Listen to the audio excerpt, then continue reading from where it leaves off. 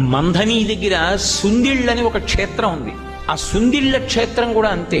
నరసింహస్వామి, యోగ నరసింహస్వామి. అసలు ఆ క్షేత్రానికి బయలుదేరితే బాహ్యాంతర శౌచములు లేకపోతే అసలు ఆ ఊరికి వెళ్ళనివ్వడు. దారి తప్పిపోతుంది కారు, ఇంకోవైపుకి వెళ్ళిపోతుంది. ఆ ఊళ్ళో ఉన్న వాళ్ళు కూడా తీసుకెళ్లలేరు. నాతో స్వయంగా అక్కడ వేద పండితులు చెప్పారు, ఆ ఊరు వెళ్ళలేము, దారి మర్చిపోయి ఎటో వెళ్ళిపోతుంది కారు. ఒకవేళ వెళ్ళినా ఆ దేవాలయం రాజద్వారం దాటి అడుగు లోపలికి పెట్టలేరుట, స్పృహ తప్పి పడిపోతారు. ఆయన అనుగ్రహము ఉంటేనే లోపలికి వెళ్ళడం. నేను ఆ క్షేత్రానికి వెడతాను అని అడిగినప్పుడు కూడా నన్ను తీసుకెళ్లినటువంటి వేద పండితుడు ఏం చెప్పారంటే, అయ్యా ఇత పూర్వం ఒకసారి నేను ఒకళ్ళని తీసుకెళ్లబోయి దారి తప్పిపోయాను, నాకే గుర్తులేదు ఆ ఊరేమిటో. ఆ ఊరికి ఆ ప్రభావం ఉందండి.